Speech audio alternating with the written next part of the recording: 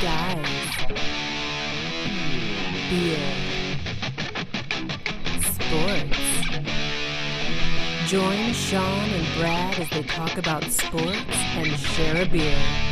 From the east coast of Canada to the west coast of the United States. Over to you, boys. What's up, everybody? Sean and Brad back again, guys. Beer Sports. We are here Easter weekend, and so special day for a lot of us. For some of us, it's a big day in our belief system. I would encourage you to explore your belief system and maybe find some kindness and whatever it is in there. If your belief system makes you a jerk, you should reconsider.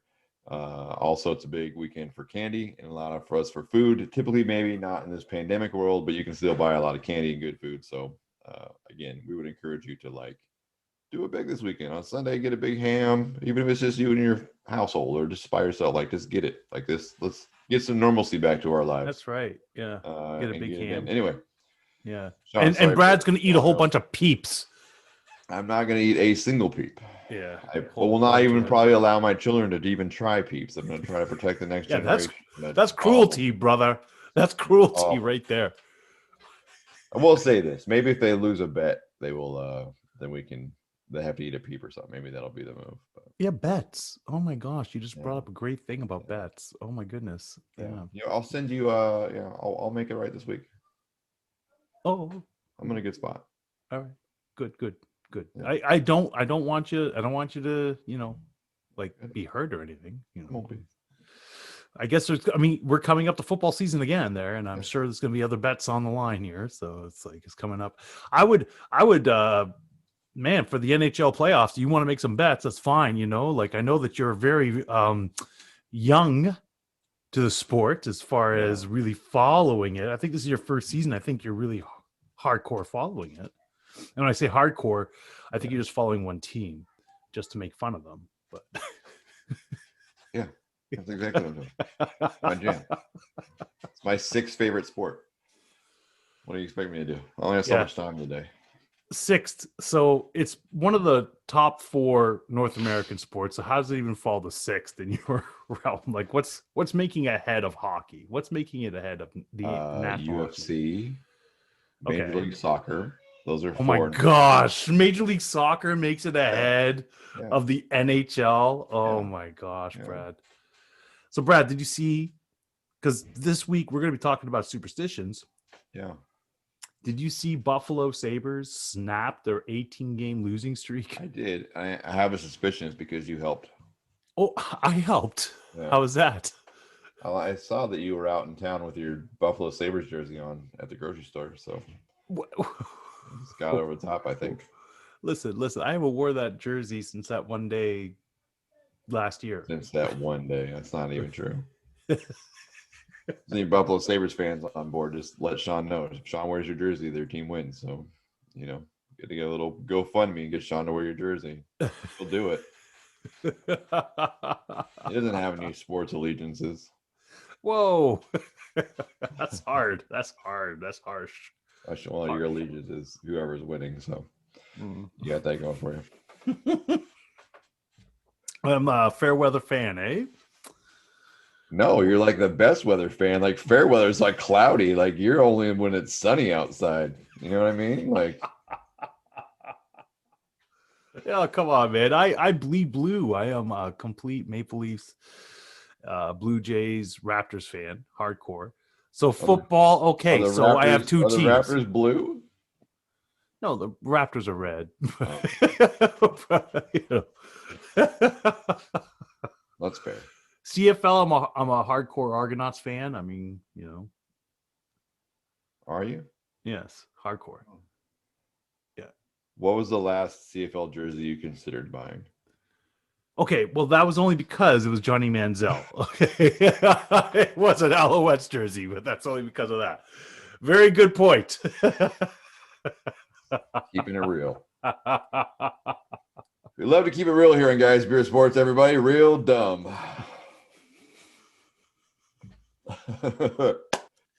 Man, oh man. We're all here. We have a good time. That's the thing, right? We may not be the smartest, but we're definitely fun. So definitely fun. Absolutely. We're going to get it to it.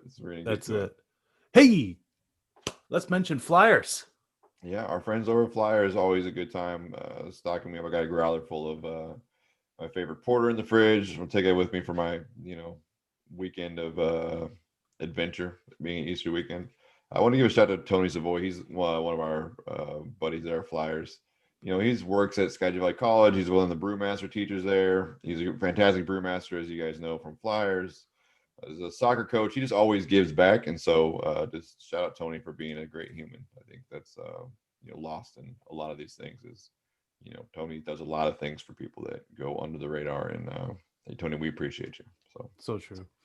I just wanted to say thank you to Flyers. I mean, I'm so glad, Brad, you're able to enjoy that beer there.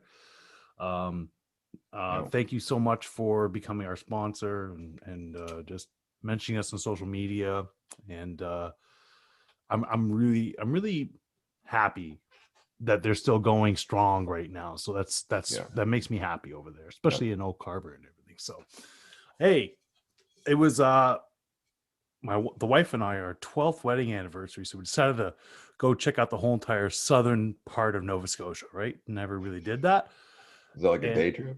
It took well, I mean, technically you could probably do it. Okay. Yeah.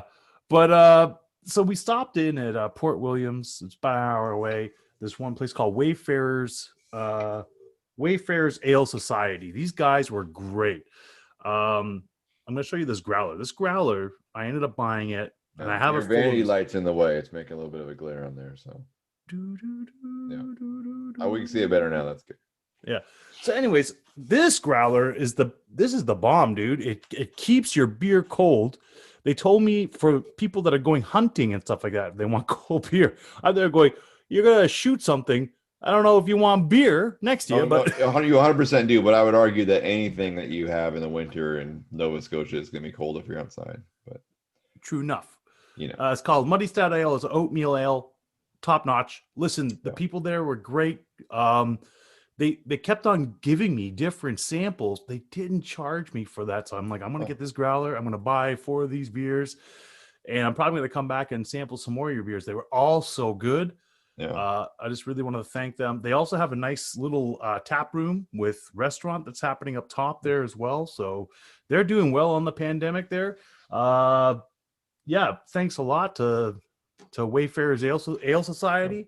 Excellent beer. There's so many great breweries here, like microbrews in Nova Scotia. So I'm so happy. Brewery, what a word! Now we call them craft beers here. You call them craft beers there, yeah. That microbreweries from the '90s, and craft beer is what we call it now. Well, Same thing, a little more highbrow. So that's. You're welcome, Sean. Well, okay, folks, that's the episode.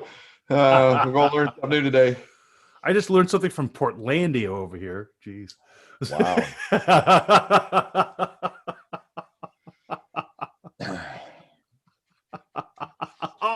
The glasses come off. All right. Well, I thought you took your glasses off. I do want to point out one thing for everyone. If you're watching the video feed of this, you can see Sean's vanity light up in the corner of that picture there, but it looks like there's some sun coming over Sean's shoulder. And so that just is, it's a nice touch, but it's also very distracting. I had to get it off my chest so we get moving on here. Oh, man. Okay, today, we want to talk about game day superstitions. And so if you are like me, and I suspect there's a fair amount of you that are, there are things that you do on game day. We've talked before about during game things, right? Yeah.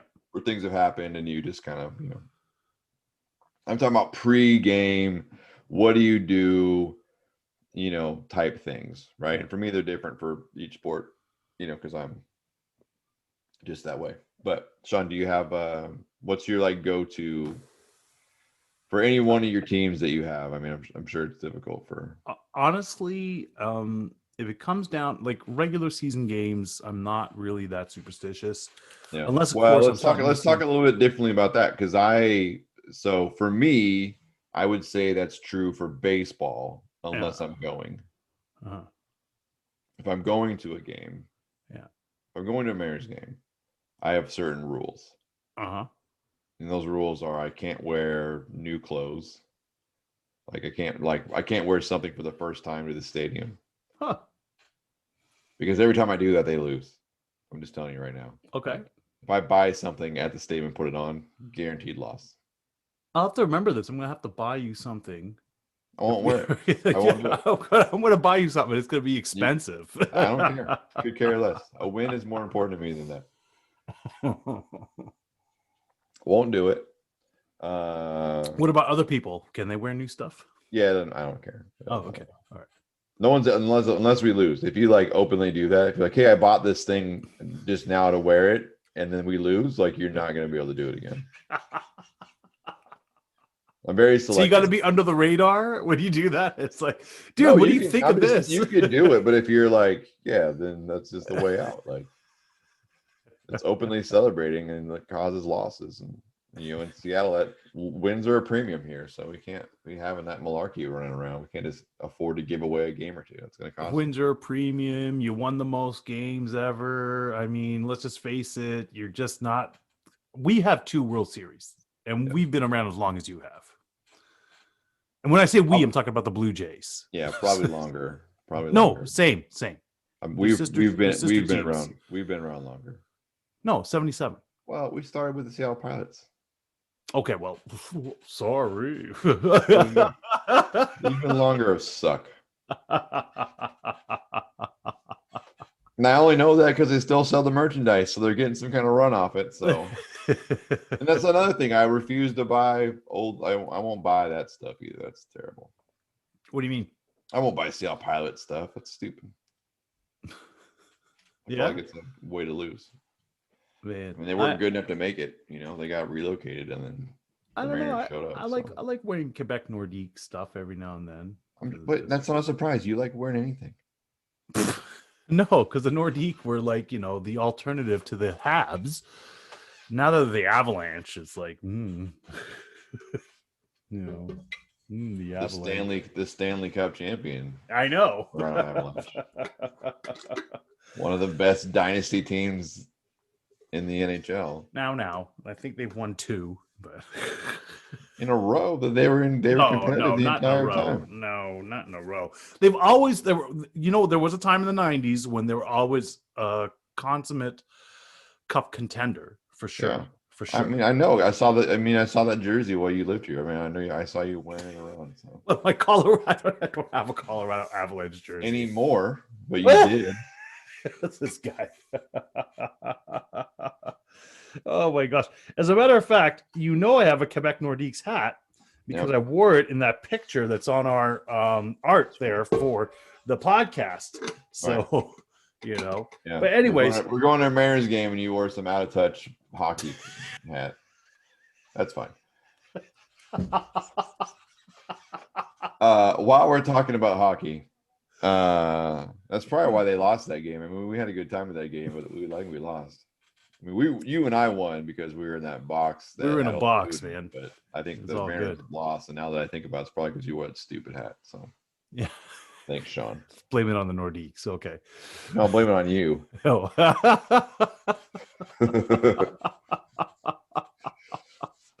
What do you think about the Vancouver Canucks signing Demko to this long-term deal, therefore probably making him their long-term thing?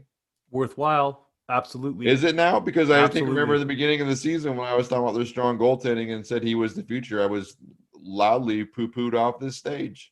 No, you were not poo-pooed. I definitely said it's a little too early right now to be stating that. Now that we're looking at over half the season, that guy is legit. He's the real deal. Don't forget that he only had a handful of starts in his first playoff games, and he played great in those playoff games. But we've seen other guys come up and they played great in the playoffs, like a Cristobal Huet or a Yaroslav Halak, and then all of a sudden they fade off, right? I mean, except for Halak, he's lasted, but never really to the same extent as what he was on the Habs. So, I mean, he's proved himself enough. Right now, I mean, the Leafs right now are in the same quandary. So Freddie Anderson, who right now has not been playing, and they've been riding Jack Campbell since he came back from that injury, and Jack Campbell now is just tied. He's actually number 2 for most consecutive wins by a goaltender in their first season playing. So he's only behind Felix Potvin. So if he wins that, I think we're going to be seeing Freddie Anderson all of a sudden being obsolete and opening up some of that cap space to make a trade. So, I mean, to me, yeah, you signed that guy. You signed Thatcher Demko because Braden Did the trade Holtby is deadline not your pass? guy. The trade deadline passed already? What's that? Didn't the NHL trade deadline No, came and went this April week? 7th. April 7th. Oh, it's coming this week. It's coming. Yeah. Yeah. And they have to move because now they've reduced the COVID COVID lines there. Like, so basically it's 7 days of quarantining if you're going to make the trade. It used to be 14. So they made it a little bit better, but that's still 7 days. That's a potential 3-game period that you don't have that guy and you've lost the other guy. So it's like, not the greatest thing to be in. Yeah. But Once it's again, going to be the interesting. NBA is a better league than the NHL, but that's fine. It's because every team's in America, including the Raptors right now. They're in Tampa. Yeah, but the Portland Trailblazers made a trade with the Raptors, and then those guys play each other 2 nights later. Yeah. I saw Gary Trent Jr. play for the Toronto Raptors, and I watched Norman Powell line up on the wrong side of the ball at tip-off because it was his first game with a different team. I know. And it had been 48 hours. Yeah. Crazy. But that's because the NBA can afford to put guys on private jets. So yeah. But here's the thing. No NBA guys flying commercial during the season. You know what I mean? Yeah. No, for sure. Gary Trent Jr., by the way, looks legit. I got to say that. 54 points in the last 2 games. Unbelievable. Yeah, he is an unfortunate loss for us. Yeah. Did you see? You have CJ McCollum and Damian Lillard in the backcourt, right? You have 2 Well, that's it. We had to get somewhere in the small forward area. Yeah. Did you see the Raptors lay a smackdown to the Warriors last night? Yeah, who's not laying a smackdown to the Warriors? It was a 53-point. I know, it's crazy. Oh, you saw that then? Okay. Yeah, I watched. Yeah. We snapped our 4-game losing streak there, so it's just like, And Gary Trent Jr. was a big reason. There was a lot of people that, and that's without Kyle Lowry or Fred VanVleet. We had Pascal Siakam show up, but of course Golden State was missing some of their guys as well, I believe. So, yeah, but they still, but man, to get smacked down like that was huge. Yeah. So I guarantee there's a problem in Golden State. Oh yeah, yeah. They still have talent on that roster, and even though Steph Curry's not playing and Klay Thompson's been out for the year, 53 points. I mean, you wouldn't expect to see that at a high school game. Like, no, you're not competitive. All right, Brad. Because even in if you play the number 1 team is playing the lower bottom of the barrel team, you're going to see a 20-point loss maybe, but 53 is huge. It shouldn't even get game checks at 53. That should be a clause in their contract. I thought when I saw the score in the third quarter on their court, this isn't right. This isn't right. Because I kind of stopped watching with the ticker. Yeah, I kind of stopped watching for a little bit there because it was just getting really heartbreaking. Just watching them getting swatted around. I'm like, oh, this is heartbreaking. I don't want to watch this again. You're so kind. I love watching those games. When my team's doing the smacking, boy, because you get to see all the bench guys getting their shine. That's the beauty of it, right? Well, that's all the guys that are usually on the side cheering and waving towels or dunking the ball. Okay, so we got off track here. All right, I need to hear some more of your game day superstitions. Because I got to be honest with you. For me, it's the playoffs. Yeah, that's when I started getting a little okay. If I start watching and we're losing, I will shut the game off because I know it's me. Yeah, I have the same thing. I have it all the time. I'll turn it off if we're starting to lose. Yeah. And then I'll be checking it. And if they start to win, I can't go back to it. I can't watch it because I want them to it'll win. Turn. Yeah.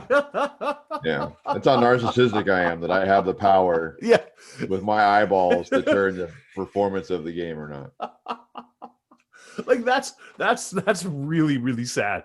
It's I love my team, but I can't watch them. I can't watch it. Here's how it breaks apart for me, right? Is that I have this power that if I choose to stop watching a game, that the players on the field will feel the loss of my presence and then up their performance in a way to appease me by winning the game. So I'll come back to watch again. That's how narcissistic I am. Or just delusional. But for me, it's But it works. It works, right? It works. Because For me, it's like I'm the bad luck. That's what I think. It's like I'm the bad luck. That's funny. I also will check it too. If I'll turn it off, and then if they're still losing, then I'll flip it back on, and then sometimes they start doing better that time too. So it all depends for me. Like I turn it off, but I keep watching from afar. Yeah.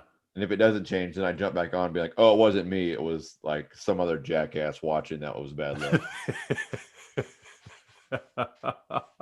We all have a role in the bad luck, I think. Oh my gosh. But I mean, like for me, it's more though. So like, I agree with the playoffs. With the playoffs for any sport really is kind of the key. You know what I mean? But for football, it's every week. Every week. Well, because the season is really short when you think about I think every game in the NFL matters, and I don't think you can say that about any other sport. Yeah, not until like the last for hockey, I'd say you kind of know where you're at by about December.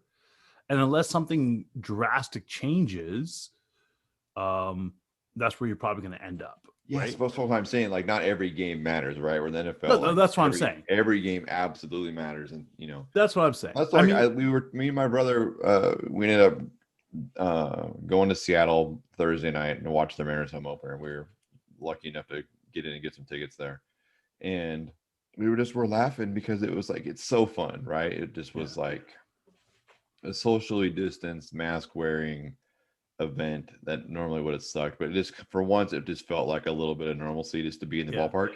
It's been 540 days since there have been fans in Safeco Field. Yeah, which is a long time. It's a long time. Yeah, but we were laughing at last year. They kept saying this abbreviated season, and it was 60 games. 60. Yeah. Which would be like a regular season pretty much anywhere, like, close to a regular season. And these baseball purists are like, oh, it wasn't a real season because they couldn't really get on track. And I'm like, how much on track are you really? Like, it's hard to hit a baseball. I get it. Listen, I say the same thing with baseball, though, is that within that first 2 months, you kind of know where you're going to be. Yeah. You kind of do. And then you're just kind of just playing the games out. Yeah. It's very rare that you see somebody go on a run and just take that. It's hard to make it ground. It's very hard to make it ground. Yeah, and I will say, I guess it's definitely I have live sporting event rules for regular season, like we talked about with like the new stuff. I also usually have to wear like I've got to have a hat or some kind of something. It's yeah. So, but it has to be like on field shit. Like that's my problem. I got to have like the same thing they have in the clubhouse. Like something from that. Wow. I feel weird. I know it's terrible. You bring it to that next level. Yeah. I mean, you kick your wife out of places if things are happening. Just the hotel room.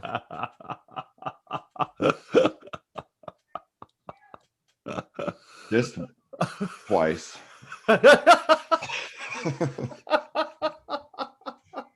To be fair, I didn't ask her to leave until she had left on her own and they started doing better and she came back and they started doing terrible. So it wasn't like a hey, try this and see if it works. Like I knew that it worked. And it worked. It gave the world one of the greatest playoff comebacks in the history of the NFL. I don't know what you want to say. Did you buy her a lot of gifts after that?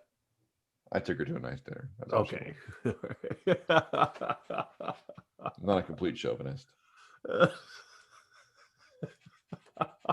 And I was in a good mood because my team won, so. Get T-bowed tonight, Nikki. Whatever it takes, girl. Let's get it in.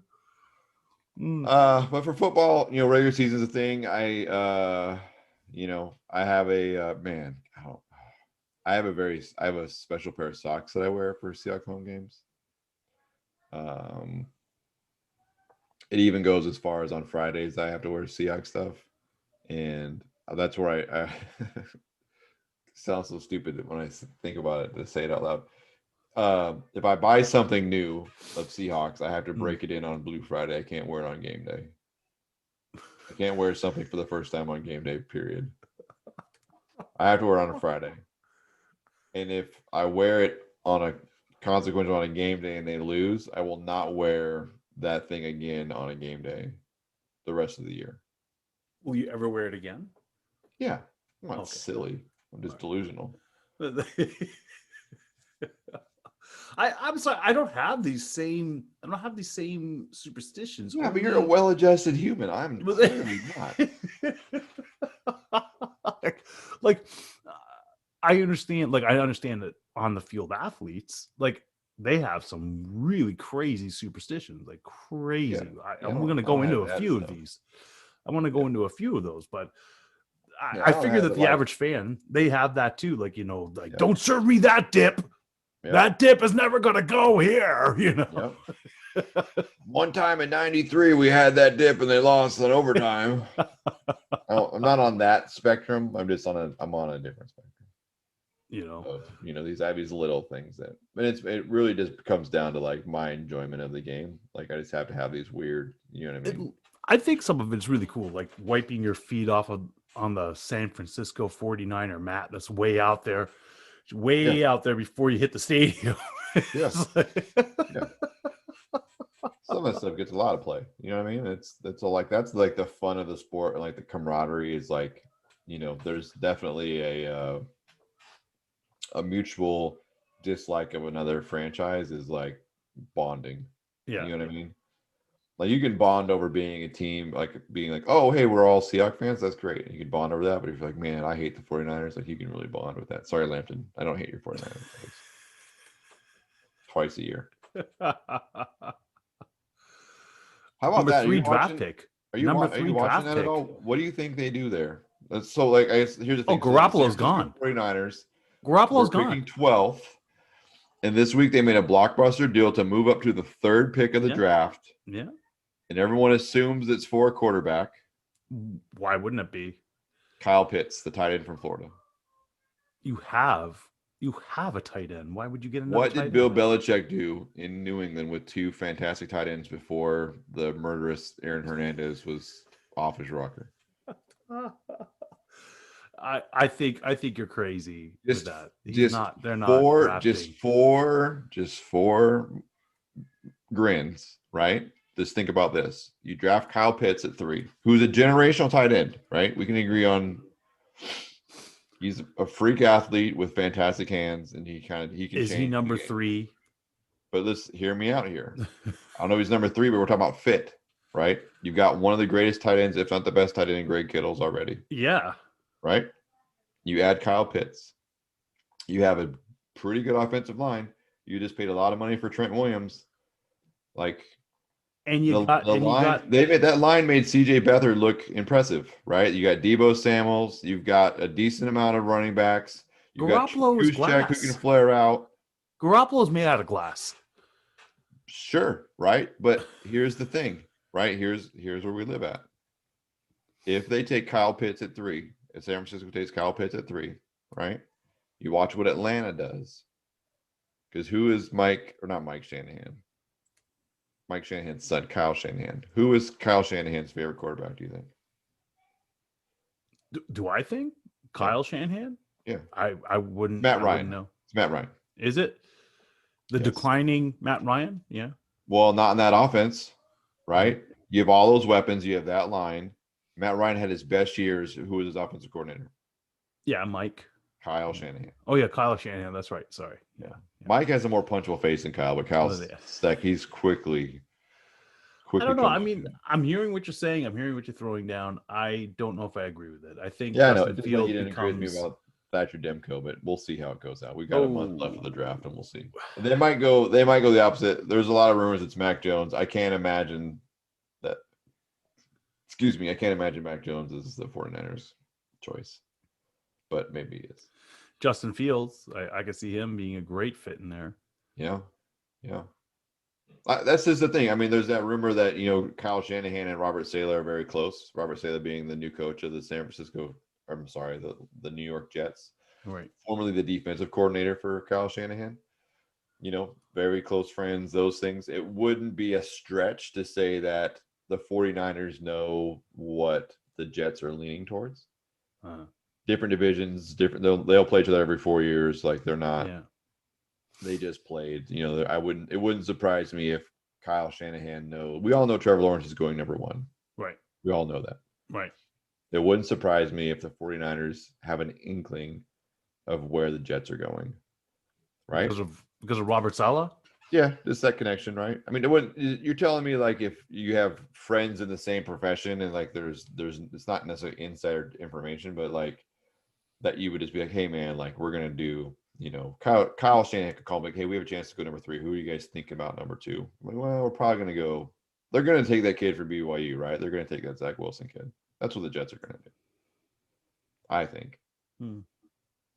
And then at 3, you have your pick of whatever you want. Oh yeah, there's a If you there's a know what one, plethora- or if they're plethora of saying, quarterbacks. even if the Jets said, hey, we're going to decide between Justin Fields and Zach Wilson, right? Yeah. Then if you're the 49ers, if your guy is somebody else, right, like Kyle Pitts, then you got him. So you make what deal. I can't get over is just the amount of wide receivers that are in this draft this year. Yeah, it's crazy. It's crazy. Like It's you can absolutely become a legit contender like that if you have a half decent quarterback. There's at least there's more. There's at least I want to say 4, but I can't think of the 4th one, but there's 3 for sure that are franchise changing wide receivers in this draft. Yeah, absolutely. Which means my limited knowledge of talent is there's probably more than that. But that Jamar Chase kid from like LSU, Waddle and Devontae Smith from Alabama, those 3 just feel like can't-miss prospects that if they can stay healthy are going to be, selling jerseys and scoring touchdowns. Like even to your point with, not as great quarterbacks. Yeah. That's the thing. Yeah. Well, you can have. You look at Atlanta. Atlanta's going to be in a real quandary, right? Mm-hmm. Like, let's just say that it's, whatever, right? Like it's Mac Jones that goes to the 49ers or whoever.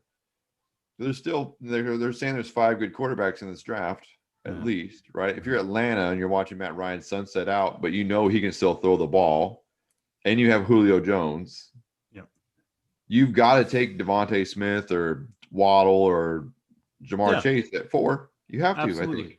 Absolutely. No, because if Julio stays healthy, if he can keep those hamstrings right, I mean, Julio is still, one of the best receivers to ever play this game. He's one of the best right now. Well, look at the problem that happened with Houston is that when you trade away your number 1 weapon, you had another one with Fuller, and then it's just kind of like, now it's just like you have to depend on Fuller. Man, Houston's got to be calling Brock Osweiler to come out of retirement, right? Because that's less of a fiasco than what they have going on. Oh my gosh, I don't even know where to start with that. Like, well, we're not gonna because I feel like I think we could go a lot of places. I think he's doing jail. That's what I think right now. Yeah, I read something this week and it said, we should look at all things through guilty until proven innocent. We should be living in the until proven world. Yeah. Until proven guilty, until proven innocent, whatever. Like you look at all the allegations and they're gross if they can prove them. I keep saying. Well, that's what I'm saying is that if there's any sort of validity and it comes out in a court of law, because right now it's just a court of public opinion, right? Yes. So it's like, okay, but the thing is, some of these stories are heinous, and it's like, yes, well, well, man, that Sports Illustrated one is crazy. Yeah, and so that's what I'm saying. It's like.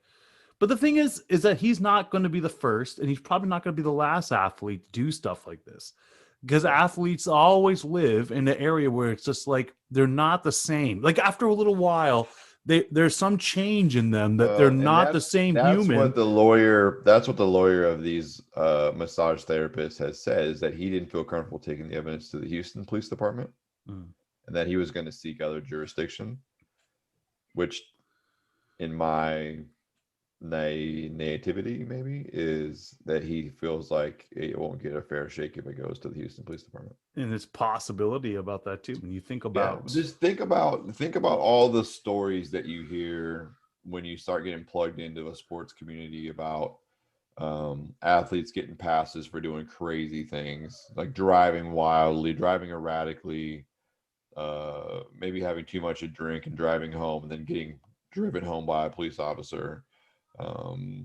Being in an altercation and being let go from that altercation because of who they are. Mm-hmm. There's a lot of those things, right? So not surprising to hear that maybe that's the bend from that lawyer. Also 100% could be grandstanding by a lawyer, him trying to get somewhere, because Deshaun Watson's camp has clearly been making a case that this is an extortion attempt. We'll see. We'll see. I don't know. Either way, there's a lot of smoke, but the thing about it is like, it's the same way I felt about a lot of this political stuff that's been happening the past 2 years. Show me your evidence. Don't tell me you have it. Yeah. Because that's a foolish thing to live on, is to say somebody is guilty because you tell me. Like, if I'm like, hey man, this thing happened to me and I've got all the evidence, but I'm not going to show it to you. I just need you to trust me that I have it. Well, that's a totally different thing than. No, it's the same thing. No. It's a totally different thing than some of the allegations that are being presented and some of the things that are coming out. You know what I mean? Yes. It's like what my point is for that, what I just said is that we know there's at least three of the 21 alleged victims, right? Say they have messages from Deshaun Watson saying, I'm sorry about that. They're not going to show that to the media. That has to be put in as evidence, and it has to be coming out as evidence. But it has absolutely, you can't. No, absolutely. That's my point. And that to me is that's a smoking gun at that point. Then it's like that's jail time. That's what I'm saying. I'm reserving judgment in saying that he's guilty. Like, is there mistreatment? Maybe, probably. Who knows? I don't know. Maybe we'll never know. But I live in a world of, if you're going to accuse someone of something and say you have evidence, you need to present that evidence in some form. Absolutely. And I think it will be presented as soon as it goes to court, as it should be. Absolutely. Absolutely. But the thing is that there is a lot of incidents, a lot of things that happen where you still have evidence and people are still going about doing their business every day. I'm not going to go into any details. Yeah. But there are certain individuals. Not today, maybe some other. No, maybe some day down the road, but not today. Yeah. Anyways, hey, man, that was a little turn for the darkness. let's get back to some of these. Superstitions, man. I'm just like, okay, I got to tell you. So we've heard your superstitions. We heard my superstitions. Yeah. I got to tell you some of the craziest superstitions I've been reading, because I really got into this there. Okay, let's go. So, okay, first off, which sport would you say is the most superstitious sport? Fan or player? Player. Oh, baseball. Yeah, same here. I think baseball's number one. Hockey's got to be a close second, though. Okay. Like some of these hockey things I was reading, it's just like, wow. There's some wild football ones too, but. Well, okay, so Brian Urlacher comes to mind. Yeah. About his cookies. Yeah. He had to have 2 chocolate chip cookies before a game. Yeah. Okay. Not more, when I think about football, it's all about pregame meals. The pregame meals for football players seem to be the big thing, right? Yeah. So that listen to this. Okay. So Patrick Waugh, which to me, one of the best goalies of all time. Has to be one of the best, right? But this is how crazy Waugh. This is how crazy superstitious he was. Okay. He would skate backwards to the net until the last second to turn around because he felt that was making the net shrink for him. Yeah. Like that was his superstition. Right? Listen, it's only crazy if it doesn't work. So you do that, and then last second turn, right? Yeah. And then he talked to the posts like they were his friends. You know? Yeah. They were his friends. They were his friends. If you believe that you can make a goal shrink, you can move those posts with your mind too. He's just making sure they're on board. I just can imagine, hey, post, very good, huh? You did a good job there. Yeah. It's very good. You got my bag, I got yours. Merci beaucoup. Huh? And that's where he got his name, St. Patrick, from. That's where he got it from. It's all that. It's just, wow. You know. Wade Boggs. Did you hear the story about Wade Boggs? No, tell me the story about Wade Boggs. Pre-game. And this is to do with meals, but this is what he would eat every game. Chicken. His wife had to figure out 50 different recipes to cook chicken. He wouldn't just eat the same meal. Chicken. It had to be chicken, but it had to be just had to be chicken. Didn't matter what. Just had to be chicken. Huh. Chicken based. Feels like she probably got a little lazy halfway through the season. You know? Like 50 different recipes. That's only going to cover a quarter of the season. Just like ran through Chick-fil-A a couple times in the drive-thru. Here's some chicken. Chicken. Your chicken sandwich, Wade. Alexander Ovechkin for home games had to have sex for every home game. Yeah. What else are you going to be so calm and so focused? The Wayner, Mr. Gretzky, the great one. He had a whole bunch of superstitions. So I bet he did. Yeah, his pads had to go on in a certain way. So starting from the left, going over to the right, it's like his pads had to go on that way. He had to tape his own stick, and nobody could touch any of his equipment. Same thing with Eddie the Eagle Belfour. You could not touch his equipment. You could not sharpen his skates. Okay. And if he couldn't make a save with his trapper or something like that, he'd go undo his trapper and then redo it all back up. So that's some serious superstitions. Yeah. Now there was one that caught my eye here, man. This was hilarious. So you know of what is it? Oh my goodness. Not Serena. No, Serena was a nasty one there too, actually, when I think about it. But it's like, what in the world? What nasty? What do you mean by a nasty one? It was crazy, Serena. Oh. So Serena, your definition of nasty the past couple episodes have been really all over the place, eh? Yeah. All right. So first off, have you ever heard of the Birmingham City soccer club there? That's in not MLS, in English Premier League, EPL. Yeah. So, anyways, I guess Birmingham City believed the manager at the time, his name was Barry Fry. He believed that a gypsy put a curse onto the soccer team, the football club. Okay, and to break this weak curse, he pee on the four corners of the pitch in order to break the curse. Huh. Maybe that'll work for your Maple Leafs in the playoffs this year. You should pee all just go pee in the living room and just you can break the curse. Pee on the four different areas. And then here's another soccer one. So, I'm sure Joe will love it. Joe will love it. I'm sure. So retired Argentina goalkeeper, his name is Sergio Goycochea. I hope I'm pronouncing that right. I guess in order for him to stop penalty kicks, he'd relieve himself while he was stopping the penalty kick. Huh.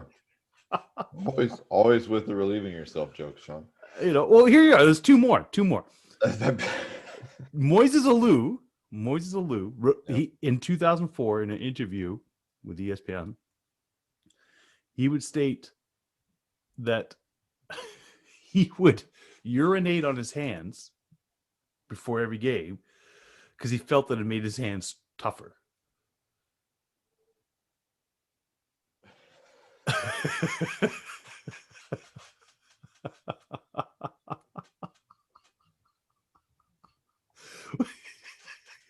I'm thinking to myself, like, I don't want that guy grabbing that baseball. They have their own bats. I don't want him. He's throwing somebody out. They all high five each other. Like there's no teammates are your teammates, man. Baseball players are a different breed. They spend a lot of time in the locker room wearing jock straps. I feel like they're all really comfortable with each other. Well, rally caps, all that, right? But peeing on your hands, that's the next level. Yeah, that's something I thought about while I was at the game on Thursday night. Is the Mariners were down, which is normal probably, and all these fans started putting their rally caps on, and I just thought, man, that's a different level than I've got. I mean, I've got my own weird quirks, right? Like I've got my things, but one of them is not rally. You're not catching me with a rally cap. You're not catching you a rally cap? I don't think it works.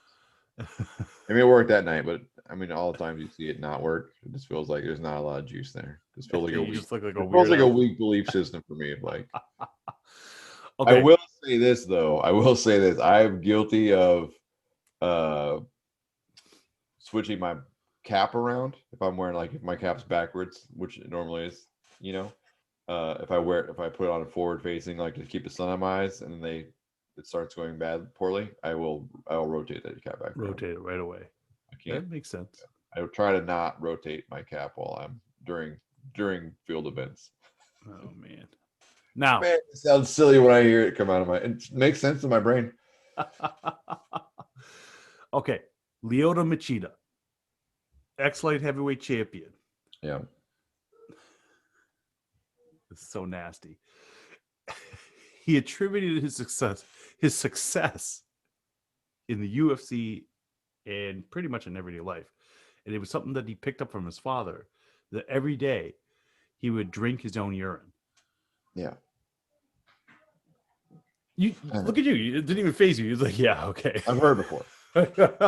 Dude, you would think, okay, you're no longer the light heavyweight champ.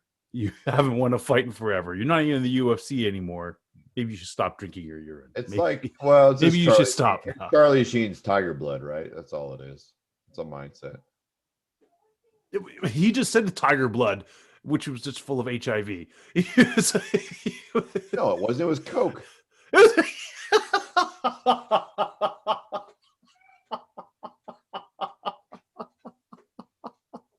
That's what tiger blood is. And maybe a little bit of HIV. Any drink that makes you do that shit.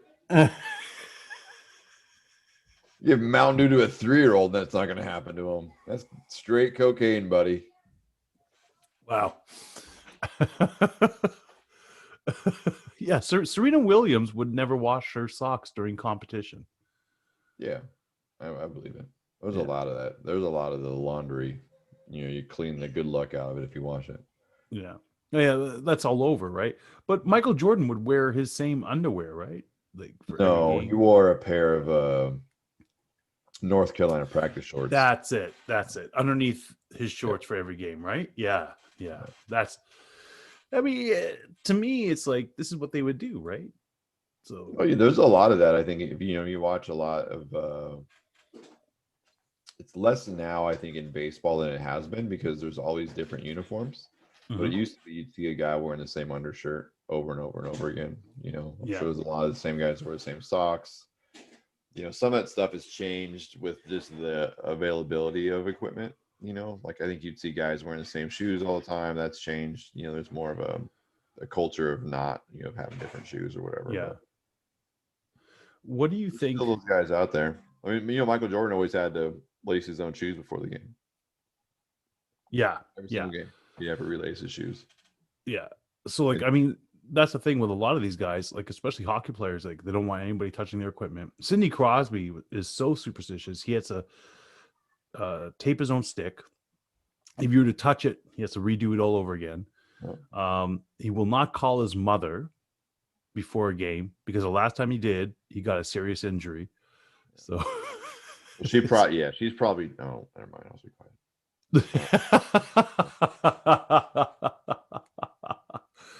Hey, do you think there's any validity to the Madden curse? There's a curse apparently if you're on the cover of Madden. 100%. Yeah. Okay. Yeah, there's too much smoke there for that not to be. All right. Elaborate on this one because. Well, if you make the cover of Madden, typically it's because you had a good season the year before. That's right. So it's usually the community, the gaming community or the Madden community or the whatever you feel like the culture feels like that's the best player, and then at worst that player has a terrible season, usually of record proportion. And at the height of the curse, it is Sean Alexander one. And at the height of the curse, it's these massive injuries that derail, take care of the season. It's ACLs that get torn and all those things. And so, look, it happened to Michael Vick. It happened to, we could probably pull up a list of. I was just looking at that. It was Michael Vick, Sean Alexander, some crazy names in there. Yeah, that they brought up. Donovan McNabb. Yep. Patrick Mahomes, Lamar Jackson have all had down seasons after being on the cover. Isn't that crazy? That's so crazy. I mean, I think Patrick Mahomes was maybe on the last cover. Is that right? Yeah. Lost both of his starting tackles in freak accidents right before Super Bowl started. That's right. That's crazy, right? Crazy. Yeah. That's wild. Um, But it's just, I mean, that kind of goes back to like why I am the way I am with these superstitions is like, it's, if you celebrate too openly your success, then like, yeah. the universe comes and smacks you in the face and says, nah. Now, what about the Sports Illustrated, on the cover of Sports Illustrated curse? I don't buy that one as much. No, yeah. There's enough that are on that don't have anything crazy happen that, Right. I think that's just other stuff, but it's interesting to say the least. Yeah. I feel like you haven't shared much about your superstitions, so I want to talk about your playoff superstitions quickly because I feel like I've said a bunch of crazy things and I don't want to be alone. Well, I'll tell you what. I got my Doug Gilmore jersey. I love wearing it. You've seen me wear it multiple times. One of my favorite Christmas gifts I ever got, right, from my wife. And I love that Josh jersey. Allen, by the way, is heartbroken. I know he's listening right now. Josh Allen is. Yeah, I know. Beside himself, just so you know. Josh Allen, you're Sean's side piece when it comes to sports. Anyways, the killer to me was when I was 21 when he first got traded over there to the Leafs and made an instant change, right, for the Maple Leafs. We ended up making the playoffs because we were going nowhere. And we had two really amazing back-to-back seasons there going to the Final Four. I would wear that jersey when the Leafs could make the playoffs. The problem was that the Leafs didn't make the playoffs for so many years, right? So finally in 2014... Is that why you started buying other jerseys? No, stop it now. No, when they made it, I've been wearing the jersey and then chirping, right? And it worked because we managed to make it to 7 games and all these things. But then that 7th game, something horrible would happen. This, like, this is even when I'm thinking that we're going to pull through. So the last couple of seasons, I got to be honest, I haven't been wearing the jersey. It still hasn't helped. Like, I'm there and I'm thinking to myself, it's like, you have to build on the experience. You can't like just stop it all together. I do. No, I can't wear it. I can't do it. All right, I'll wear it. I can wear it afterwards.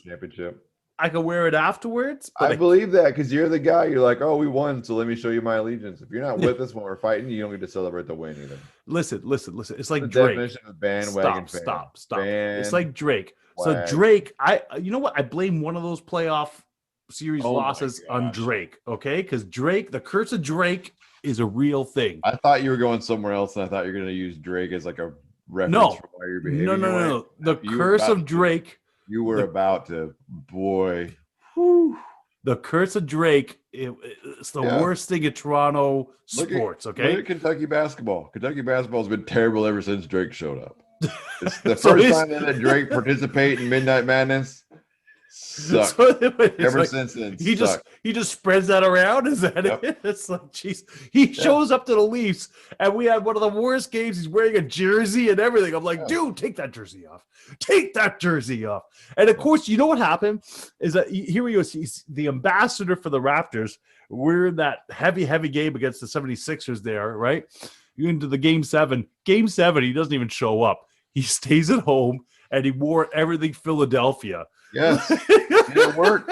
It did. Apparently, it purged everybody, right? But it's like, you can't let this guy into the building. It's like, you see Drake coming. Just ask Kim and Kanye about that. You see him coming. It's like, no, don't, please, no, please don't come in here. Drake, we appreciate your support. It's not in person. He couldn't even get Kevin Durant to sign in Toronto. No. How about that? How about Michael Rappaport getting in his feelings? He talks all that trash, says all those terrible things about people all the time. Yeah. And then him and Durant get into it. And not even really like he tries to twist around what Kevin Durant says, and it ends up getting Kevin Durant fined $50,000 for their This back. is just recently. Yeah. I didn't read what happened. I just saw. Yeah, I just saw he got We'll fined. talk about it next week because it's stupid. Well, what happened? Because Michael Rappaport is the Michael editor there. Rappaport, yeah, and he said he's a basketball fan, right? He's a giant Knicks fans, and he works for the Big Three, that league for I enjoy the Big Three, to be honest with you. It's a fun way to pass time, and there's no other sporting events on. But Michael Rappaport is known in the basketball community, and him and Kevin Durant started going back and forth, and because Kevin was upset about Michael something had said, so they started arguing like people do, and got a little heated, and Michael tried to say it was about some things, so Kevin put out the what they actually had said, and the NBA ended up fining Kevin Durant for his remarks, and he had to apologize and all those things. And I just feel like it's a punk move by Michael Rappaport to even air those things. Like, but what's $50,000 for Kevin Durant? It's the principle of it, though, right? I hear you.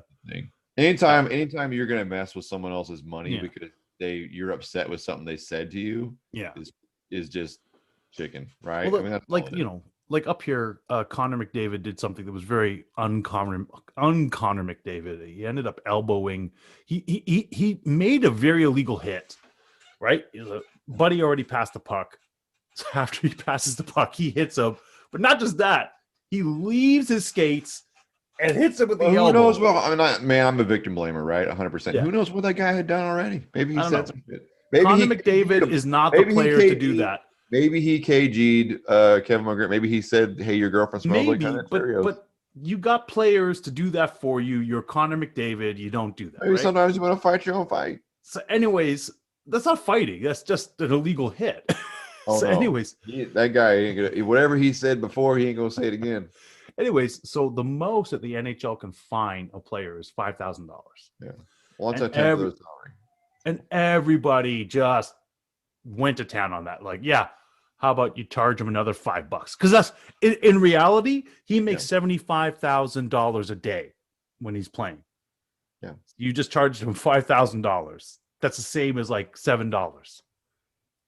$7 fine. Here's a $7 fine. But here's the thing, though, right? Like, let's think about that. Let's just say you made $50 a day at your job, right? And then you did something at work and they took $2 from you. Would you be pissed? Oh, of course, it's money. Yeah, that's what I'm saying. Yeah. Especially when it's not warranted. Well, that was warranted. Yeah. No, maybe. Dude, you don't leave your skates. I bet he won't do it again. I don't know. It's been weird. It's been a weird season where you just see like top tier talent doing some really boneheaded things. But here's what we're not taking into consideration, right? Is everything that's happening off ice, because that's the thing that happened before now. Is you would see these players have these wild episodes during an event, right? Where mentally they lost their marbles, right? And then later on, you would find out that they had something going on, some kind of child custody case or a disagreement with a family member or a business thing failing, and mentally they were not locked in because they had these other things going. We're in a pandemic, and so everyone's got something, right? Yeah. None of us are good from a mental health standpoint, or at least not where we normally are. Right. No one's getting out of that, right? We're all on some level of, we're in a year now from a global pandemic. Right? Mentally, everyone is going through something. Right. So we're going to see flashes of behavior that aren't typical to what we know people to be. We just got to have some grace for that outside of the sports world. But that's why you're seeing behavior outside of people's character. Like Connor, he's not going to do that in a normal season. No, but he's frustrated on some level, right? He's frustrated with protocol. He's frustrated with you're seeing the same team over and over again, right? How many times do you see more fights in a 7-game series that you wouldn't see during a season? Never, right? Exactly. I love that fact. You know what I mean? But it's just like, again, where it is. It comes down to your top talent, like Nate McKinnon's top talent. Why is he taking off his helmet and throwing it at another player like on ice? It's like, whoa. Because he's tired of not being able to go to a restaurant. Yeah. Those guys can go to a restaurant. Well, no, I don't We've think all they can. seen- Actually, no, Oh, NHLers, yeah, I don't think oh, they can. they can. Yeah. Because I remember what's his face there, Cam Newton went to a restaurant and ended up getting COVID, right? It's like, Yeah.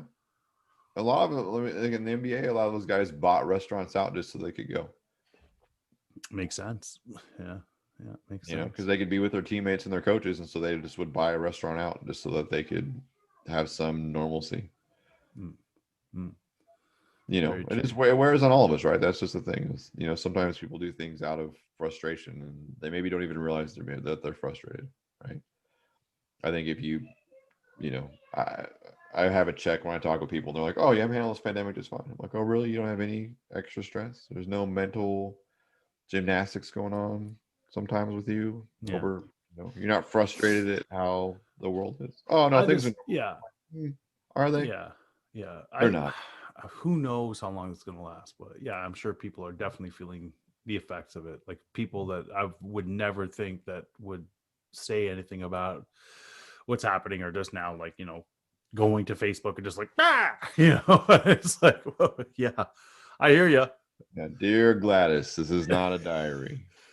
I hear you. Show me some pictures of your pets, maybe your kids. I'll even take a picture of your dinner. I don't care, but please leave the commentary out. Man. Silly people. Oh, I got a great one-on-one question here. Yeah, let's close it to off. the end of this. Absolutely. off. So,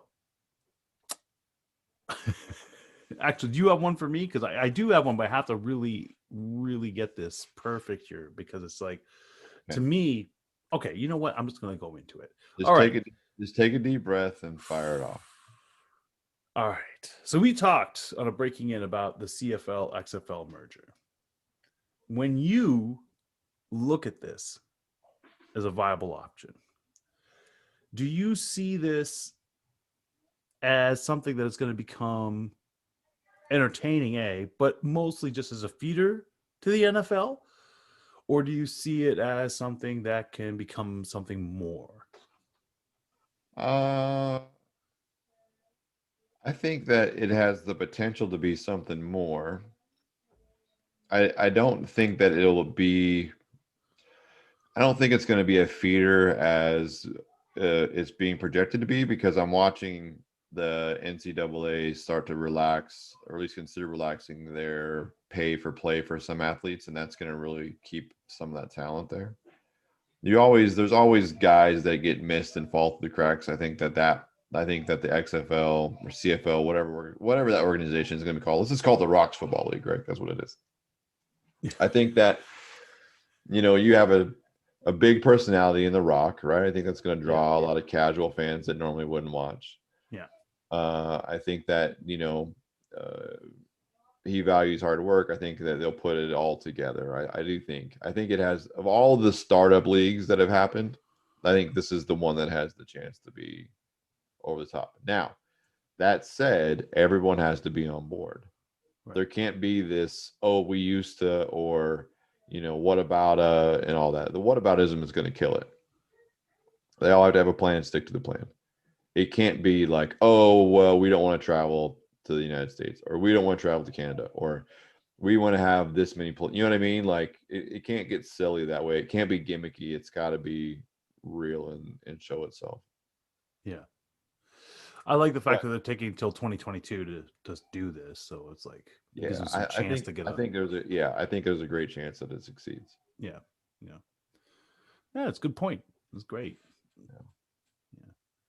You have anything coming my way? I mean, I want to ask you more about candy, but I feel like that's just poking the bear. So do it. Here's what I want to ask, and it's not really just. I just want to know, because we haven't talked about Francis Ngannou and Stipe fight. You and I haven't talked about that at all. Right. Surprisingly, like normally we have a pretty good group chat going on fights, and it was really quiet. It was very, very interesting to me. I was also on my anniversary. I know, but no one else was talking about it. We were all just kind of.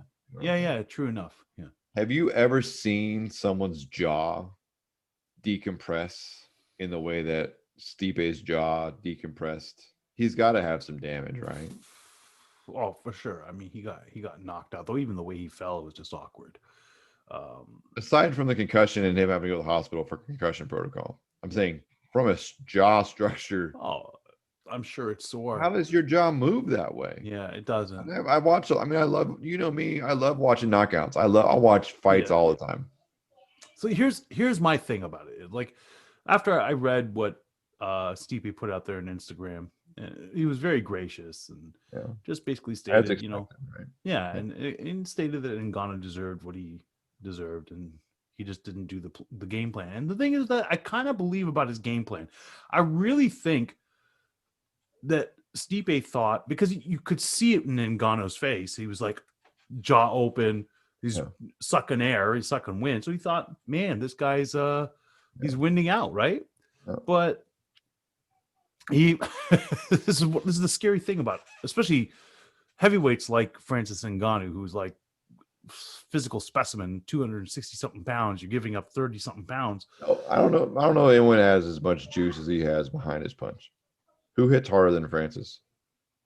That's what I'm saying. No one. Francis hits hard. That's what I'm saying. Think about all the people we've seen, like Rampage, all those guys, right? Francis hits hard. Is a different level. Like Derek Lewis, I'd say would hit probably in the same levels. Okay, close. I would say so. Not as technical. I mean, Francis is power striker, right? Yeah. Like it's insane. But that's the thing, is that he rushed in there, right? Yeah. He rushed in there thinking that he's winded. I can go take something from him. It's just like, he took something from him. He did, and that's what I'm saying. Is like you cannot. Took a two-piece. You have to respect that power. You know what I mean? Like that power is ridiculous. And so to me, I thought, man, Francis deserved that fight. He deserved it. He did everything he had to do. And just think about it. Stipe Miocic is the first guy to go to the second round with him. Since he's been knocking people out in the first round. That you can't take that away from Francis, right? I know you're not. I'm saying just in general, you can't take that from Francis because he does what all great fighters do, and he capitalized on a mistake. Absolutely. You can't take that away from him. No. He did what he had to do, and he became the champion. And you know what?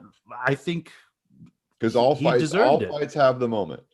Yeah, it's like most games. All competition has a moment that's a turning point, and the victor is usually who seizes that moment. Absolutely. Now, ask me, does Stipe deserve another shot back at his title? Absolutely. He should be the first one to fight it. But the thing is, though, the UFC is going to move towards a John Jones fight. Stipe don't want that fight, though. He's done. You think so? Yeah, I think he's done. I think he needs time. I don't know if he's done. I don't know. Something about him, just something about the way he carries himself. I felt like he was going to ride it as long as he could defend it. And I think as soon as he couldn't defend anymore, he's happy just to be considered one of the greatest of all time and just to move on. Well, I mean, there's no arguing it until somebody else can take that title and hold that title. And here's the thing about John Jones. John Jones has not fought anybody in the heavyweight division. Is not the lightweight division. It's not the light heavyweight division. You have a stop at 205. You go then beyond that, all the way up to 265. I don't even care if he's walking in at 250. You have not fought a Derek Lewis. You have not fought an Ngannou. You haven't fought anybody that has heavy hands like that. You think you might have, but you haven't. Yeah, I don't disagree. I just think it's early to jump off of the John Jones bandwagon. You know who John Jones has fought? Cormier. Yeah, even larger than that, though, is that he has two brothers that play defensive tackle and defensive end in the NFL. And he grew up fighting those monsters. Oh, I'm sure. Chandler Jones is a specimen. Yeah. And a violent one who gets paid to be violent with his hands and doesn't give a rat's ass about the rules. Yeah. So I'm just telling me, if you think that in the last 5 years they haven't been at a family barbecue and that Chandler Jones and John Jones haven't dusted it up out in the grass in the field, even just playfully, I got a bridge I'd like to sell you. I hear that. Okay. But John's got to get out of his feelings. That's the thing. John's, he's the baby of the family, and he's a little babyish sometimes. I just think he wants Ngannou. He's going to get him. You know what I mean? And the price has to be right. That's just the thing. Yeah, that's what he's saying. He wants him. He's going to get him. And I just hope that Ngannou does not, because some people will lose the fight just before they even get in there mentally. Yeah. Well, I think that's been the knock on Francis. Anyway. Is that mentally he's physically, ultra talented, right? But mentally, but he gets a taste of victory. He gets to wear that belt. He gets. I mean, I read an interview this morning with him. He's like, I call the shots now. I decide who fights. I decide when I fight. As it should be. But it should be. What I'm saying is that mentally, maybe he's turning a corner. Perhaps, and I hope so. Maybe we're going to see him go on a run. We'll see. Yeah, I hope. Okay, so. folks, that's it. Episode in the books. Easter weekend. Can't encourage you enough. Be kind. Look at yourself. Be gracious. Most importantly, maybe be gracious with yourself. That's a starting point, right? So a lot of it, we can extend grace to other people, but not to ourselves. Let's work on that with ourselves too, because that's a big part of this whole thing. So until next time, be good at it. That's right. Righto, buddy. Righto. Peace. You've listened to the podcast, but now it's time to visit us in our virtual sports bar. Get all of our info at guysbeersports.com, where you can find all the ways to connect with us. Watch for live conversations with Brad and Sean that happen throughout the week, and join in with your favorite local beer. You can share your thoughts in the conversation comments with your own uploaded videos, or even join us as a guest live commentator. The GBS Virtual Sports Bar is open for business. Come on in, boys and girls. I am right now. Because I'm sorry, the Jays are young and competitive, not the Mariners. We'll see. We'll see how it goes. Because here's what worked out. Down 6-0, go into the 7th, score 6 runs after they scored a run in the 4th to go up 7-6. Yeah. So I'm like, well, here we go, right? Let's go to the top of the 9th. Who are you guys playing? Was it Texas or? No, the Giants. The Giants. And then homeboy gives up a freaking home run in the top of the 9th to tie it up. So then we go extra innings. Yeah. And then that stupid rule where you have the guy on second base that starts it or whatever. Yeah, they kept that one. Yeah. And then that didn't work for San Francisco, so the Mariners come up, and then that pitcher just goes stupid and walks everybody. And then pretty soon we have the bases loaded, and then homeboy walks in the winning run. Nice. Why don't you just tell everybody how much you love Peeps, man? I don't love Peeps. I think they're gross. I haven't had a Peep in 25 years. Such a liar. 25 years. So you had one just to know this is terrible. I mean, we used to get them at Easter, and then you'd always Who would bring that candy to you at Easter? Who did not love Brad Tesh that much to bring them? Oh, it was just like it was always like a little 3-pack in with my grandparents' giant Easter basket they gave us. Oh, okay. So it was just snuck in there. Yeah. And then we would just throw it in the trash. But every year I'd try one. Like, oh, maybe they got better. No. Better. Then at 15, I was like, oh, I've had enough of this. It's like that gum that sometimes you get and you think it's chiclets, but it's not, called Trills, and they're all purple and they just taste like lavender. Like there's some things. Hippie. Yeah, like hippie. I was in Kansas in February, and it's right when Cadbury started dropping their Easter stuff, So the mini eggs were out, so we had a bunch of mini eggs floating around back there. And me and my brother-in-law were going to go to watch Laney play basketball, and we were in the car, and he I don't know why he had a rock in his pocket, but he had a rock in his pocket. And I think one of the family kids had given him, I don't know how it worked out, but he felt it in his pocket and he thought that it was a mini egg. And so he pulled it out and threw it in his mouth while we were driving. And it was not a mini egg. It was a rock. What was I just thinking? Oh no, it slipped my mind. I think it had something to do with, yes. Why is Pennsylvania? There it is. Why is Pennsylvania like the US's like premier city for condiments and chocolate? I would say it's probably hereditary. Yeah, it probably goes way back. And those folks just don't leave there.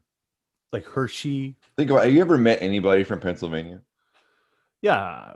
When I worked in when I worked there, Whitby, there was a few people that were from Pennsylvania. Yeah. A few though, right? But like Yeah. predominantly as states go, Ohio you and know- Texas. fewer people in Florida. Fewer people from Pennsylvania than I would argue anywhere else. Yeah, I think that's about right. Like, how many people do you think you would have to meet before someone said they were from Pennsylvania? Like, if we were just like walking on an average street in America, how would you be like, hey, where are you from originally?